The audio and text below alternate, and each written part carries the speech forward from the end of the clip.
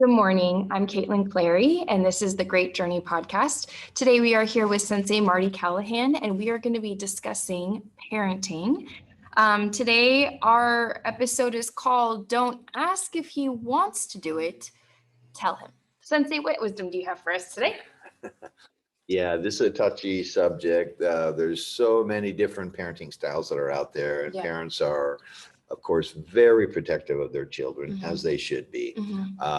And they have their belief that the way they're doing it is the right way. Yes.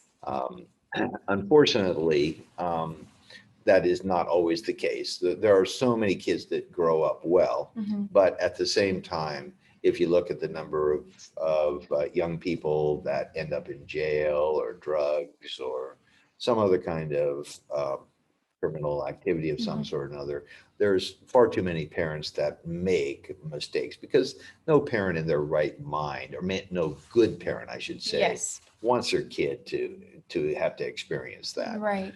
And so, the point is that there are things that you want to ask the child if he wants to do. For example, eating ice cream. Do you want chocolate or do you want vanilla? That's a very simple choice. And Always chocolate. Like that. Always chocolate. You're right. This is my husband. Yeah. Vanilla's the most popular flavor, by the way. I hear that. I just think it's a little crazy, but I respect it. If it has to be vanilla, I know we're derailing a little bit. Vanilla bean is my favorite. Okay. What's your favorite of the vanillas? Yeah, I like vanilla bean. Yeah. Okay. Now that we've established that. Yeah. What kind of ice cream? Yes, what kind of ice cream? Thank you for You're welcome. On track. Yeah. So so there are small things. So for example, your child is eventually going to learn how to drive a car.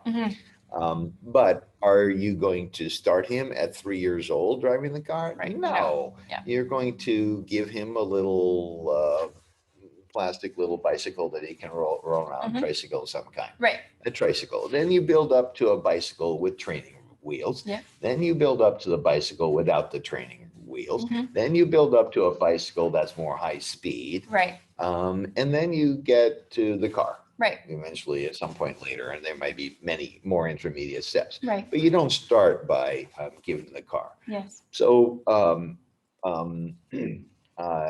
the question is, where is that dividing line? Where is that break line? So the way we see it in our school is that parents ask their child if they want to do this. And yes, we ask the child the same thing too, but the ultimate question is the parent.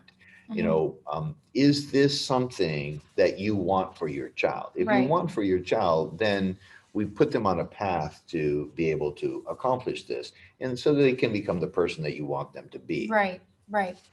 Yes, and we have a lot of focus on leadership and self-responsibility. Yes. Right. Yep. So while you do want to ask questions to your children to help cultivate the individuality of them, there's also times in life where you have to be the parent and just tell them how it is. And I have 3 teenagers, so believe me, I know all about this right now. Yeah. And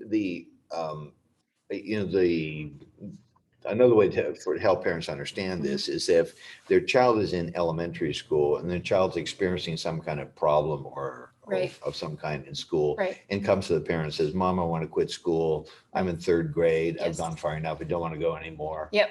Well, the parent isn't going to, the good parent isn't going to let them quit school in 3rd grade. Right. They're going to realize that the child has some kind of a problem, and they're going to help them solve that problem so they can go on and get the education that they need. Yes. And that's what the parent needs to do. Yeah. Is recognize that, okay, I'm not going to ask him if he wants to go to school. I'm going to tell him he's going to go to school. Yeah. And then if he has a problem with that, then I help him solve the problem that he has. Right. So that he can go on and get his education. Right. There are certain things that we have to do in life. Yeah. And I'm actually a testament to that. I was severely bullied 7th, 8th, and 9th grade. I was a kid coming from a private school into a public school, didn't know anybody but, 2 people or so. And the bullying, of course, was terrifying. I hated being dropped off at school, and I was under a major amount of stress the whole day, and it was a big school, and, the multiple classrooms, multiple teachers. So basically every classroom was all day was a new opportunity for these people. It was not a great school. I don't need to say the name of it, though. We are local, so. But I really wanted to switch schools because the stress factor was very hard on me. And my mom, a single parent, was very much like, well, you can't run from this. You can't run from your problems. It's going to be hard, but I'm going to help you face them. So the good parent will also help give you the tools to face them and go through it. And thankfully, I was never touched, but it was a threatened, beat up every day. And so, here I am almost 40, and these are very paramount things that are strong memories that live on in your minds. But I am thankful for how my mom helped teach me resilience and pushing through things that don't feel good. Right. But you have to go through those sandpaper moments smooth out. Right? Okay. I like that. Okay. Sandpaper moments. Yeah, sandpaper moments. Okay. Well, now that you know a little bit more about me, I hope you guys have a great day. We'll be back next on the Great Journey podcast talking about a truck and a rolling raccoon. So you should come back and listen. All right. Have a great day. Thanks for listening. Bye-bye. Bye-bye.